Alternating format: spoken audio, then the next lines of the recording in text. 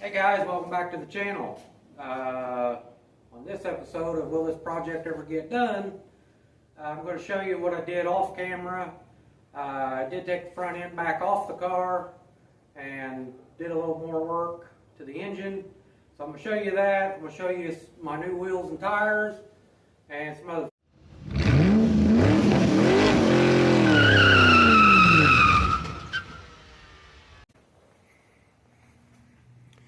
Alright, so I don't know if you can see there, but I raised the engine up, put thicker mounts under it, 57 Chevy mounts, and so I raised an engine up inch on the front, and then I put a 1/2 inch spacer under the tail of the transmission, which got my angles and everything back to where it needed to be. By doing that, it also allowed me to put the factory power steering pump, the factory to the Chevrolet, not to the Chrysler. Allowed me to put that back on, or be able to use it now, because now I have the clearance. Problem before was it was hitting the frame. So now that's fixed. You can see there on the engine mounts. So I did that, and then I took the carburetor off just basically to make sure my engine was, the mounting surface to the carburetor was level. Got my tires in, got them mounted on the Boyd Coddingtons, and I'd have to say they do look good. SureTrack Power, SureTrack Power Touring. That's a 235/75 15 tire, and they're mounted on 8-inch wheels. 235 is about the max you can put on a, or I should say 8-inch wheels the max that you can mount a 235 to. But actually, I mean, you can see it's not really ballooned out that bad. So yeah, you can do it. They had to warm the tires up to get them to pop up on the bead, but when I took them over, it was like -10. So that didn't help anything. But yeah, it's got a 1.5 inch white wall, or blue wall right now, because it has a protective coating on it. And then I've got the half moons, or baby moons, that go in the center, chrome, that's going to look really good on this. So same day, when it was 10 degrees out, I was off work. So I went ahead and made a trip to the junkyard, and I got a drive shaft. So obviously you can't order a drive shaft for this car the size, you know, because it's not going to work, and you can't really order. You don't really know what, I know what length I needed, but you don't really know what to order it for. So rather than spending $300 and getting a one made the length I needed, I just chose to go to the junkyard and try to find one. And I actually found this out of a Lincoln, I think it was. It just says Lincoln on it. It doesn't say what year or any of that stuff. So I got to decipher what it is so I can get new U-joints for it. But I'll probably just have to measure the old U-joints, and unless I've got a number on them or something, and take them in. But I've also got to get that oddball U-joint for the front to use my GM yoke, because that is a Ford yoke. So got that, and then I tried to do a little spit shine in there to get the color to come out, but it just, I don't have any rubbing compound over here, so I'm gonna have to get some. And I was just trying to see what that was gonna shine out to. It's not quite gonna match the wheels, obviously. One, because these are clear coated wheels, or powder coated probably, and so it's got the really gloss finish. That is going to be, that's just single stage paint anyway, so I can get it to shine.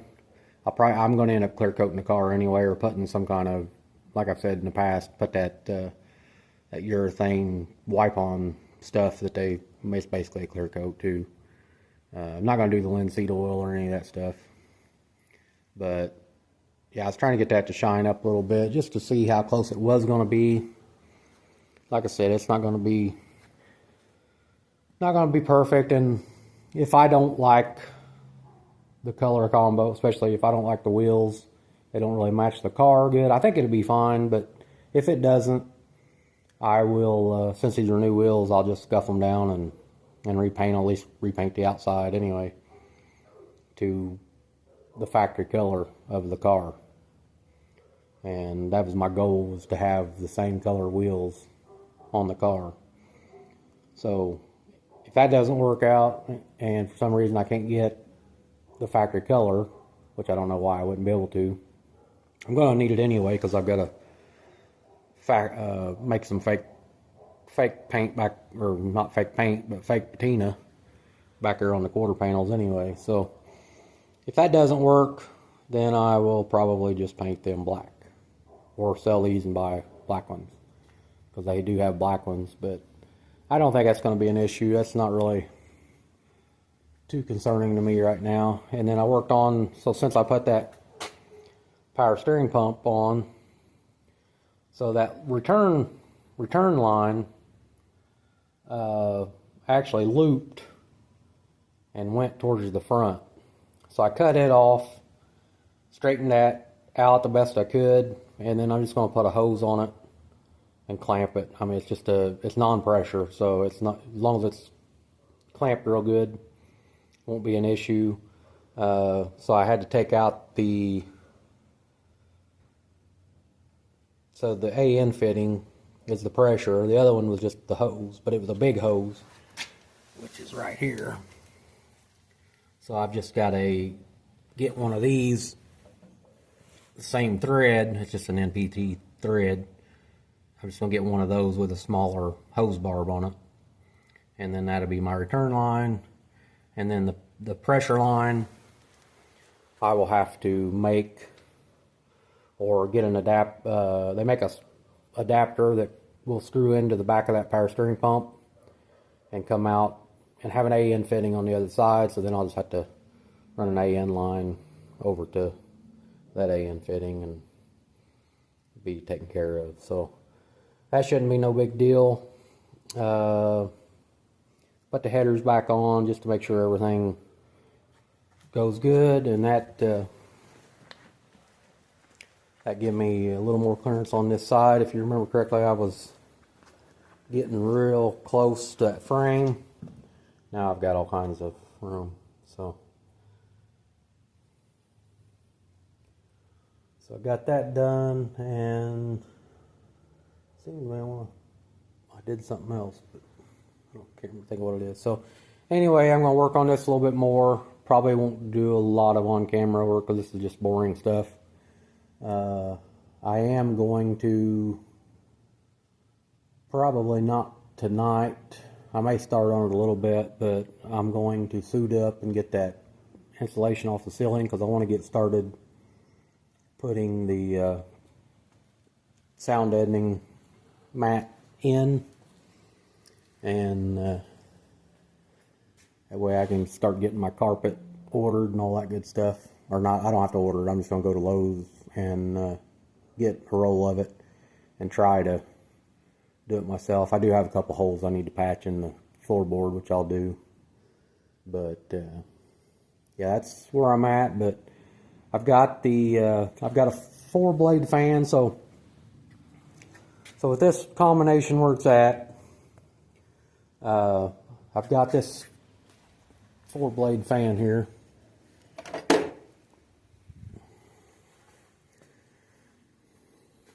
So the combination that I've got right now, if it was on the pulley, it'd be hitting right there.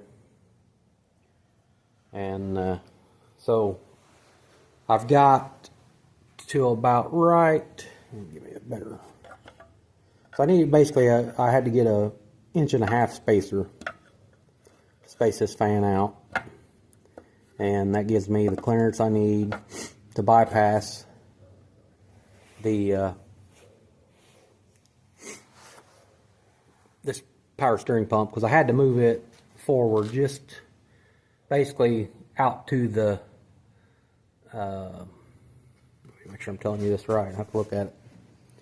So, yeah, so I'm using the back pulley of the power steering pump and the front pulley of the pulleys, or the front groove of the pulleys, I should say.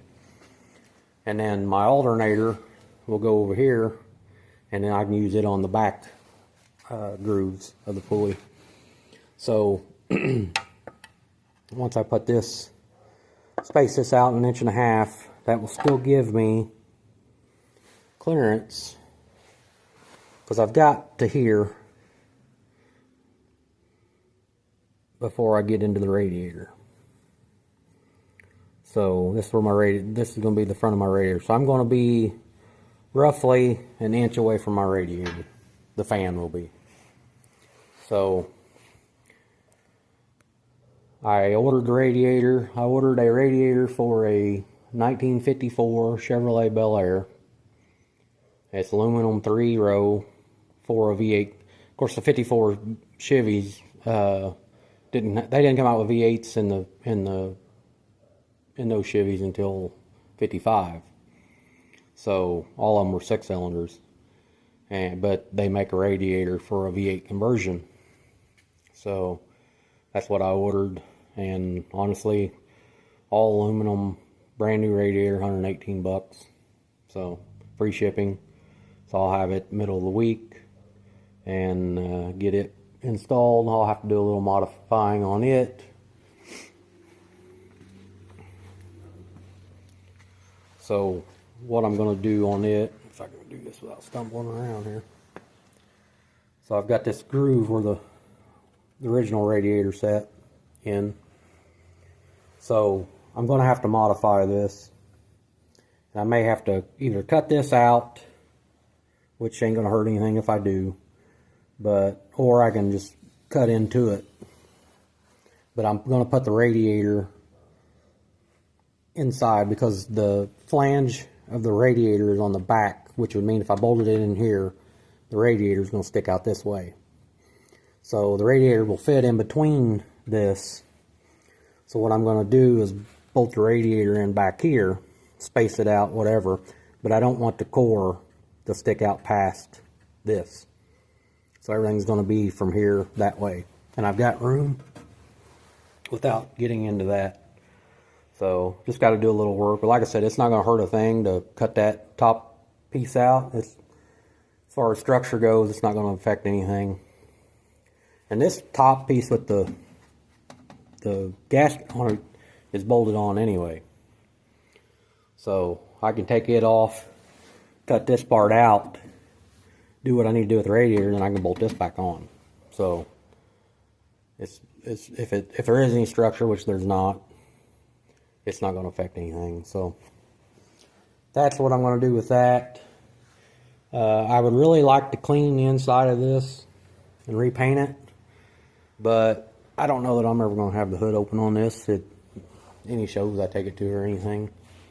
So I don't know that it's, I mean, I'll probably clean it up, wash it, whatever, but I don't know if I'm going to spend the time to paint it and all that stuff, because as I said, I want to get this project done. Got a show in May that's coming up that I want to take it to. Sorry if I'm shaking the phone a little bit. It's still a little cold. The temperature actually came up today. It actually got up to the 40s, so it's really starting to melt and get this slush away. But every night the slush turns back to ice, and it's hard to get in and out of the driveway without a four-wheel drive. So, but a couple good days of this, and I think they're supposed to be in the 40s next week, so that'll be nice too. But yeah, that's what I'm working on, and then when I get some more stuff done, I will get back to you. Alright guys, so I'm working with the alternator, trying to get it mounted. So with this short water pump, I'm having trouble with, well, for one, the stock brackets, which you see there, the black one, I'm having trouble. I can't use it because with a short water pump, I mean, it's made for a long water pump, so what that does is it puts my grooves like out here. So that's not going to work, obviously. So the bracket that I already had this alternator. I ran it on my race car for like half a season or whatever, and took it off because it was, to me, robbing horsepower. So I had the brackets for it, but it was the same deal. It had a long water pump on it, so the bracket I had for this alternator wouldn't work either. So the best solution I could come up with what I had, and honestly, I got to looking online, and everything I found mounts clear off, you know, basically like back here, which wouldn't be a big deal, but this is kind of how it was mounted on the race car. So this will work. I will probably I can only mount it, because of the way this water pump is made, I can only mount it into the one hole. So what I'm going to do is I'm going to make a bracket off the back of this, and I wanted to double this up anyway, like come up to here to hold, you know, to hold this a lot better, or to hold the alternator a lot better. I don't know that I need to, but I'm going to probably make a bracket that'll go from this bolt to the bolt back in here. I don't know if you can see it very good. And then attach it to this. So it'll be a one-piece deal. So it'll be nice and sturdy, and then it won't let this move, swivel, or any of that stuff. So then I was trying to come up with ideals on, I just put this up there to mock it up, basically. But I was trying to come up with a deal, you know, okay, so if I did that, obviously it'll tighten the belt. And here's the thing too. So I wanted this alternator to run on the back grooves. I didn't want to run everything off of the front groove, because the power steering pump's already running off this front groove. So I wanted to keep them separate. So I've got this alternator set back enough to where it lines up with the back groove. So it'll have its own separate belt. And then I was using this to kind of come up with ways to, basically, what it's going to do is it's going to adjust, this side's going to adjust this way to tighten the belt up. And like I said, this is how it was on the race engine. So this is what was actually on the race engine. It had a couple Heims in it, and then it mounted to the cylinder head. It had spacers. I'll have to make some spacers probably. But it mounted to the cylinder head like so. And then you just turned it, and then it pushed that alternator up, tighten the belt. So that's what I'm going to use instead of that bracket, because that looks cheesy anyway. This will work a lot better anyway, make it a lot easier to adjust. That way you don't have to pry on it or anything. You can just turn this with pliers or whatever, and then it'll tighten the belt up, and then you're done. So I was going to put, instead of using this mini alternator, I've got a couple of the old style GM alternators, and something similar to this here on the floor. The bigger ones like that, other than they've got V-belt pulleys. I've got a couple of those that I made one wires out of for racing years ago. I was going to use that, but they're so big and bulky, and then you know, they're going to be up against the valve cover and everything else, and so the price, you can buy these mini alternators now for 60, 70 bucks. So I'm just going to buy another one of these to haul around for a spare, or to keep around for a spare. I mean, obviously, I go on a long trip or something, I'll take it with me, but I'm just going to buy another one of these, no more than what they cost, and go that route. And then I had this water neck already. It's a used one, but I ran it on one of my race engines. Because it's swivel, you can turn it side to side, whichever side you want, because I had like a double pass radiator. So I'm just going to use that, because that's about where it needs to come straight up like that, because the radiator hose goes straight into the center of the radiator, and on the top hose, so instead of off to the side. So that's going to work out good for that. I already had that, so it doesn't cost me a dime, And like I said, I had that alternator already, and the brackets, it's just the bottom bracket won't work because of the short water pump. But I think how it is there is going to work good, and so that will get me everything on the front that I need hooked up. And I should have a radiator tomorrow and fan spacer tomorrow, so I can get the fan and everything mounted. And I may put the clip back on. I don't know if I'm gonna put the clip back on yet or not, but I just at least want to get all this stuff mocked up to where I can use it. And I still got to get a fitting for that power steering box. Alright guys, so I've got everything the way I mocked up the way I want it. Was able to get that deal there on. I've still got to get some longer bolts, and I've got to space this deal down here. I had to put a longer bolt in it, but it's just a little too long, so I've got to do that, which that's just, you know, stuff that isn't a big deal. So I think the bracket's going to be okay. I still need to do what I was talking about as far as attaching that and making that a one-piece bracket for support, and then also bringing up a deal here, which I've got this 3/16 scrap steel that's has the elbow that's almost perfect, that I may end up using on that. And I'm not going to rule out that I may end up changing that bracket altogether and just make my own out of that scrap. So, because I've got, like I said, I've got plenty of that. But everything lined up like I want it to. The water neck's not going to get any interference. And then the only bad thing about this deal is, I don't know if you can see, but that's where my wire connects. It's close to the intake. The intake's aluminum, so I mean it's not going to short out or anything, but I kind of wish that thing was up high. But it is what it is. You know, I'll just put a boot over it and it'll be fine. That's the way it was ran on the race car, so, or kind of similar. I guess it was out a little farther on the race car just because it had a long water pump. But that's going to work, and then I'll also clean that up, put some black, repaint that tube or whatever. That's just where I had my pliers or vice grips or whatever, adjusting it. So once I get it back into, well, it is in position, but I'm sure I'll take it all off again, especially to do that bracket. So once I put it back on for the last time, I'll put some touch-up paint on it, or just tape it off and paint it real good. Just, nobody's gonna see it, but that even bothers me. So, and then I had a belt here.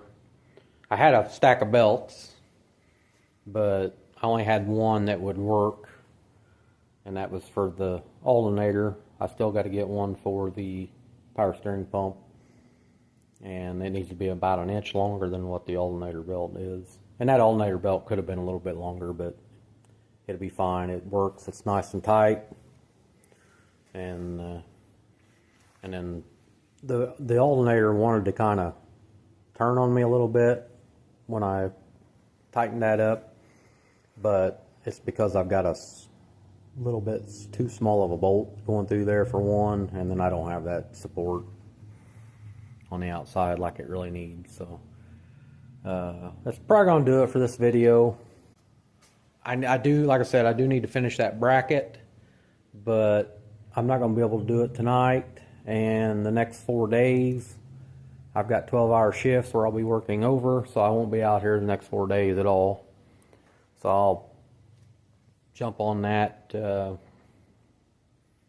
once I get back from working all that overtime.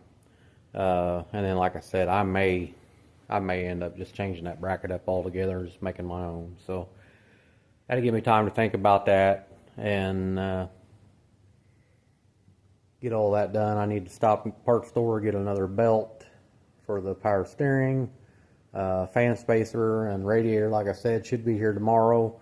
Radiator probably won't do anything with right now, just until I put the front end back on the car. And I really want to get the brake work and everything done on the front of this before I put the front end back on.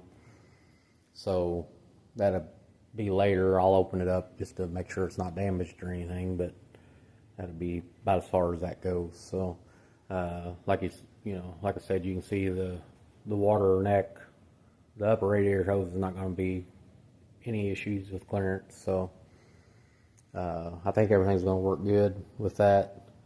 And then I'll have to come up with a 90-degree radiator hose for the bottom, and that won't be a big issue either. I've probably got one over at the other shop. So, but like I said, that's going to do it for this video. One other thing I wanted to point out to you guys too, though, before I shut this off. So these Dodges and Chryslers and Plymouths, they've got this funky shock set up on the front. You can see down at the bottom there on the lower control arm where the shock connects, and it connects to the upper control arm. I don't know what they're thinking behind that was, but I don't know how it even... My 55 Dodge was the same way.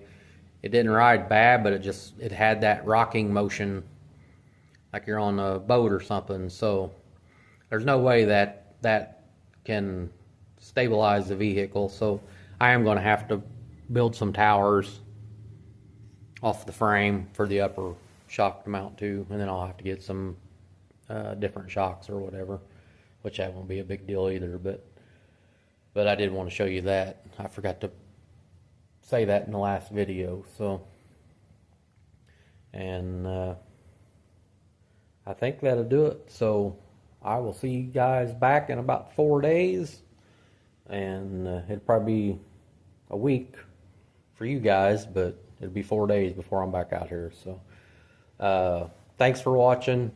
If you would like and subscribe,